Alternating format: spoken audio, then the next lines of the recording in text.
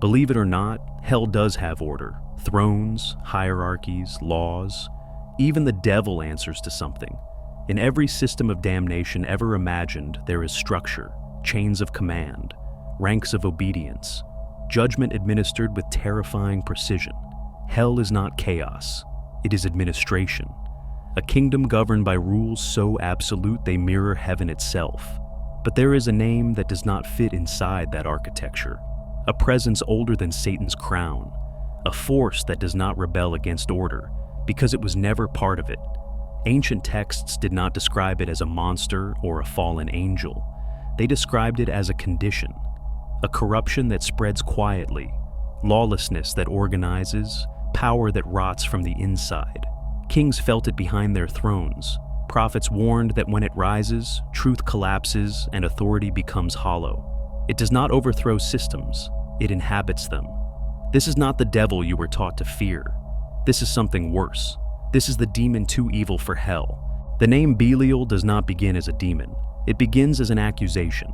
Its root comes from the ancient Hebrew Belial, without a yoke, a phrase used to describe someone who has thrown off restraint entirely, one who refuses law, covenant, and correction.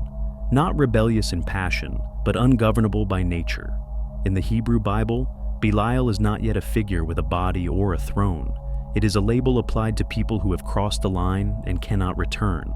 They are called the sons of Belial, men beyond reform, beyond reconciliation, beyond mercy. But the language carries weight. These are not simply criminals or sinners. They are treated as something other than human. Throughout the texts, wherever the phrase appears, destruction follows, not as punishment, but as containment. Belial marks those whose presence dissolves the moral structure around them. Communities fracture, authority collapses, violence spreads outward, infecting everything it touches. And yet, beneath the surface, something shifts. Belial is never described directly, but he is always there, not acting, not speaking, present. He is invoked when order fails from the inside, when law no longer restrains and power no longer protects. At this stage, Belial is not a king, not a demon, not an enemy of God in any formal sense. He is the force named when society comes undone. The pattern becomes impossible to ignore. In Deuteronomy, the sons of Belial are described as men who rise up within a city and turn an entire population away from its covenant. They do not attack from outside, they persuade from within. They lead their neighbors into idolatry, fracture loyalty, and hollow out shared belief. The prescribed response is absolute. The city is erased, its people killed, its wealth burned, its ruins left as a warning forever. Belial is treated not as a crime, but as a contagion. In Judges, the sons of Belial appear again. They surround a house at night and demand a guest be handed over for abuse. When refused, they violate and murder a woman instead. The act ignites one of the bloodiest civil wars in Israel's history. Tribes turn on tribes, thousands die. The text describes these men as something lower than human, an infection that triggers systemic collapse. In Samuel, Belial moves into sacred space. The sons of the high priest Eli are called sons of Belial for stealing sacrificial offerings, abusing their authority, and sleeping with women who serve at the tabernacle. They show contempt for ritual, law, and restraint. Their corruption brings about the fall of Eli's house and the breakdown of Israel's priesthood itself. In none of these accounts does Belial appear as a character. There is no form, no voice, no command issued from the shadows. And yet, his presence is unmistakable. Belial emerges wherever authority rots instead of rules, wherever power consumes rather than serves. He does not need to act directly. His influence is visible in the aftermath: burned cities, broken institutions, wars that begin without an external enemy. At this stage, Belial is still an accusation, but the accusation is beginning to answer. For centuries, Belial remained a word, not a being. A judgment passed on those who could not be governed. Then, buried in the dry caves of Qumran, something changed. When the Dead Sea Scrolls were uncovered in 1947, they revealed a theology that had never entered the canon. These were the writings of a sect convinced that the world itself had fallen into corruption. Likely members of the Essenes, they had withdrawn from society, believing history was approaching its final collapse. Their worldview was absolute. Reality was divided into two forces, not tendencies, not symbols, rulers. On one side stood the Prince of Light, on the other, the Angel of Darkness. These were not metaphors. They were commanding intelligences, sovereign powers guiding humanity toward opposing ends. And for the Angel of Darkness, the scrolls give a name, Belial. Here, the accusation takes form. Belial is no longer just a condition that marks the unredeemable. He is a ruler with authority, a throne, and a defined role in the fate of the world. He governs the domain of corruption with intention and structure. Darkness, in these texts, is not chaotic. It is organized. Belial commands systems, not impulses. His influence runs through institutions, leadership, and law, twisted into tools of domination. The scrolls describe a world already divided, with humanity sorted under opposing banners long before the final conflict begins. The force that once appeared only in moments of collapse now stands revealed as something that has always been there, waiting. The most vivid portrait of Belial emerges in a text known as the War Scroll. This is not poetry. It is a manual. The document lays out a future apocalyptic conflict in meticulous detail. Formations, banners, trumpets, phases of battle, and chains of command. It describes a war between the sons of light and the sons of darkness, not as chaos, but as a disciplined campaign. At the head of the forces of darkness stands Belial. He is depicted as a commander with authority over both human armies and vast hosts of spirits. Under his rule are corrupt rulers, lying prophets, traitors within the covenant, and forces that undermine justice from inside its own structures. These are not outsiders, they are embedded. Belial's kingdom mirrors the kingdom of righteousness. Same hierarchy, same organization, opposite purpose. His role is inversion. Where the divine order seeks truth, Belial cultivates deception. Where law is meant to restrain violence, he weaponizes it. Where leadership exists to serve, he bends it towards self-preservation and control. Darkness in this vision is not an accident. It is strategy.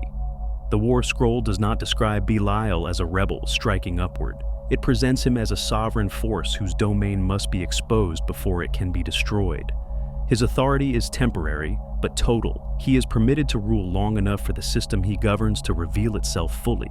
The war is not fought because Belial attacks. It is fought because his order can no longer coexist with the light. Other scrolls push the idea even further. In the community rule, humanity itself is divided into two lots, not by nation or bloodline, but by allegiance. One walks in the spirit of truth under divine guidance. The other is handed over to Belial. This division is not political. It is ontological. Those under Belial's influence are described as spiritually deformed, unable to see rightly, unable to hear truth, unable to speak justice. Their condition is not framed as ignorance or weakness, but as the result of sustained exposure to a governing force. Belial does not merely tempt, he reshapes perception. The texts say he blinds the eyes of the wise and twists the paths of justice. Courts still function, laws are still enforced, rituals still continue, but their purpose has inverted. What once restrained evil now protects it. What once served the many now empowers the few. In earlier apocryphal writings like Jubilees, a figure called Mastema appears. An angel of hostility granted permission to test and destroy. The scrolls absorb this idea, but refine it. Belial is no longer a tester within divine order. He becomes a parallel authority, governing those already separated from truth. This is what makes him distinct. He does not rule through chaos, but through systems that appear legitimate. His domain is administration. His weapon is normalization. His victory is achieved not when law is broken, but when law itself becomes the instrument of corruption. Belial is no longer just the name given to collapse. He is the intelligence that manages it. Belial is often confused with Satan, but the distinction matters. Satan, in the ancient tradition, still has a role. He is the adversary, the accuser, the tester. Even in rebellion, he remains tethered to the structure he opposes. He appears in courts. He argues cases. He operates within permission. Belial does not. Where Satan challenges order, Belial exists outside it entirely. He does not accuse. He consumes. He does not rebel against law. He governs its absence. The scrolls describe him as the ruler of everything that cannot be saved. His kingdom is not a fallen version of heaven. It is a parallel system, complete in itself, built from inversion and deception.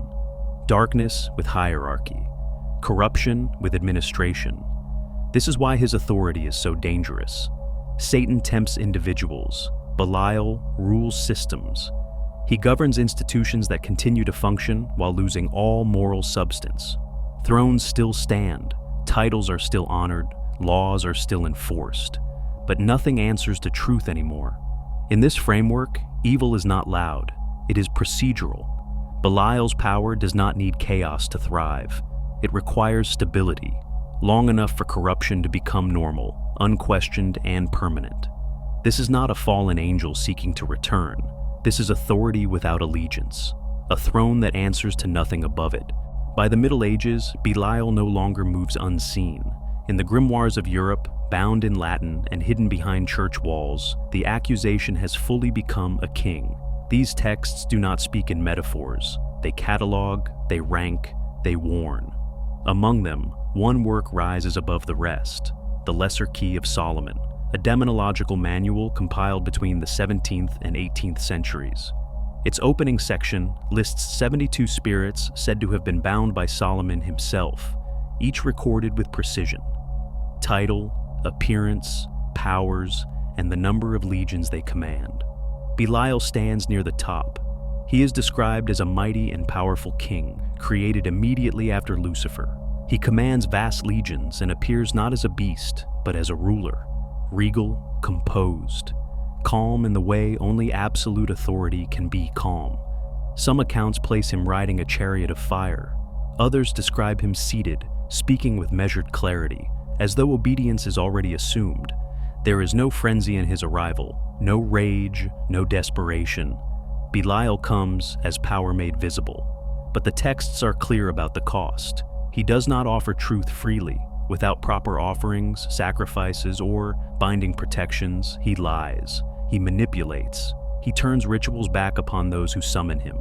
His loyalty is never guaranteed. His favors are transactional. He grants titles. He bestows influence. He elevates the low and humbles rivals, not out of generosity, but because he can.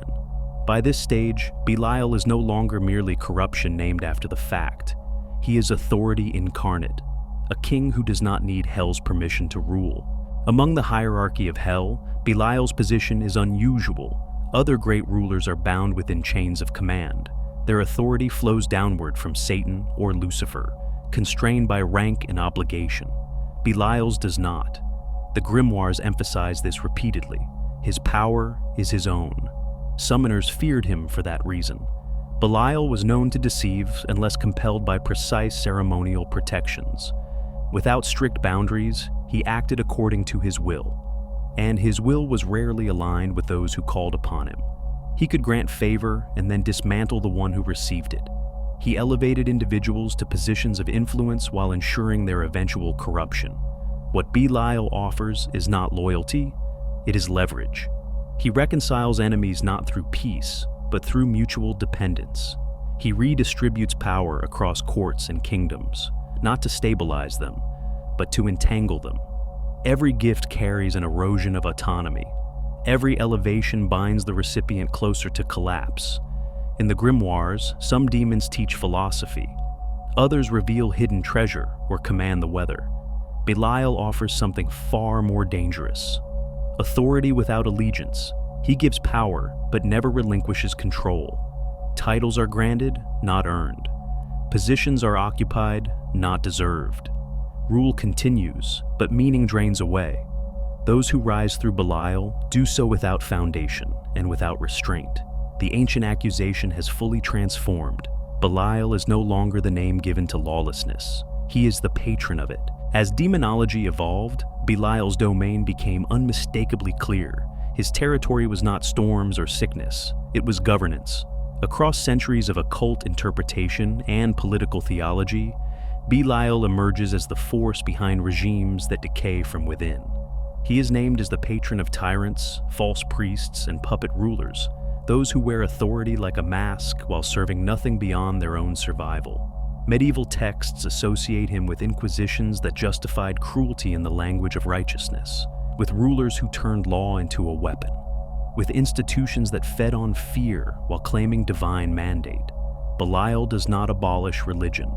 He hollows it out and keeps it standing. Power under Belial becomes performative. Thrones remain occupied, courts remain active, titles retain their weight, but virtue is no longer required. Law no longer protects the innocent. Justice no longer restrains the powerful. Authority exists only to preserve itself. This interpretation reaches its sharpest edge in readings of 2 Thessalonians, where the Apostle Paul warns of a coming figure, the man of lawlessness, the son of destruction, one who seats himself in the temple of God, claiming divine authority. The text never names him, but some early demonologists and later occult thinkers believed they recognized the pattern, not a conqueror from outside, but a presence enthroned within. Not open blasphemy, but institutional capture. Belial does not destroy temples, he occupies them. Most demons have an origin story. They rebel, they fall, they are cast down and punished for disobedience. Belial has no such narrative. There is no record of his rebellion because there was no allegiance to break, no fall because there was no height from which to descend. Even Satan, in his darkest role, remains tethered to function. Adversary, tester, accuser. He still recognizes the court he defies. Belial does not. He does not oppose order from within it. He exists outside it entirely. If the divine represents light, law, and structure, then Belial is what preceded organization, the refusal to be shaped, named, or governed. You cannot fall from a system you were never part of. This is what makes him singular. Where Satan's defiance is structured, Belial's autonomy is absolute. He is lawlessness that learned to govern, authority that never asked permission, a throne with no crown above it. Earlier texts showed him as a general. The grimoires crowned him a king. These are not contradictions. They are expressions of the same nature, power that organizes itself without reference to higher command. The Dead Sea Scrolls describe the end of days as a collision between two totalities, not rebellion versus order, but order confronting something that was never ordered at all. Belial does not rise, he does not fall, he simply stands. In the modern era, Belial is no longer only feared, he is reinterpreted. Within occult and esoteric traditions, his image shifts from condemnation to symbol. Systems such as Thelema, Luciferianism, and anti-cosmic philosophies no longer view Belial solely as corruption, but as radical sovereignty, the embodiment of will that refuses external law. In the philosophy of Aleister Crowley, Belial appears within the infernal hierarchy, not simply as a demon, but as a current, a force aligned with what Crowley called true will, the innermost drive that resists imposed meaning and inherited authority. Belial becomes associated with the black flame, a destructive, creative power that burns away illusion. Here, Belial is not worshipped as a ruler, he is invoked as a principle. Luciferian traditions take this further.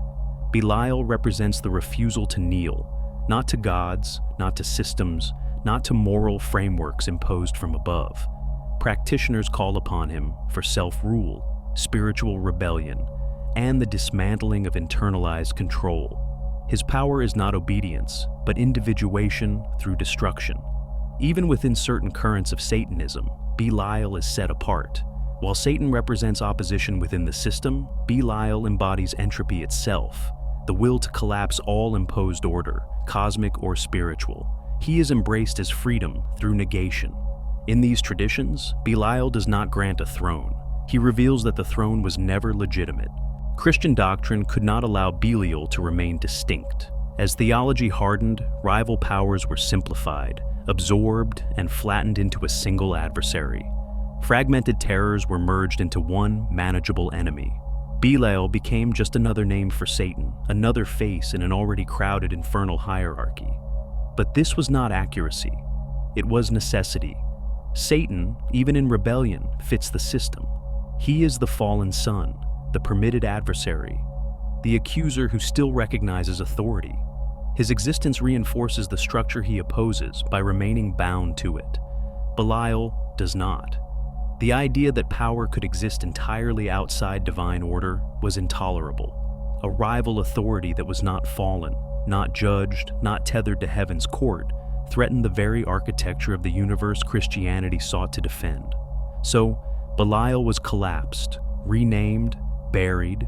The sons of Belial became generic sinners. The ruler of lawlessness became a subordinate demon.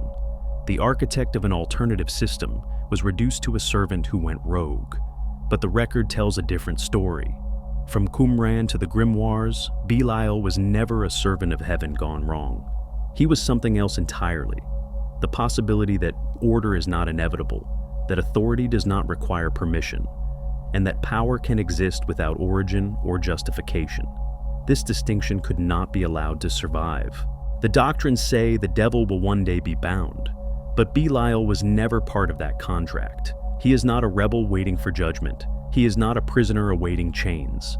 There is no prophecy of his defeat, because there was never an agreement that governed him. We spent centuries watching the horizon for a rebellion, never realizing the vacancy was the point. Belial does not tempt. He does not announce himself. He does not need to arrive. He moves in after systems fail, after laws hollow out, after authority becomes performance. He thrives in silence, in procedure, in legitimacy without virtue. He is not the one who breaks the world. He is the one who steps forward once it stops working. He isn't coming. He's already finished.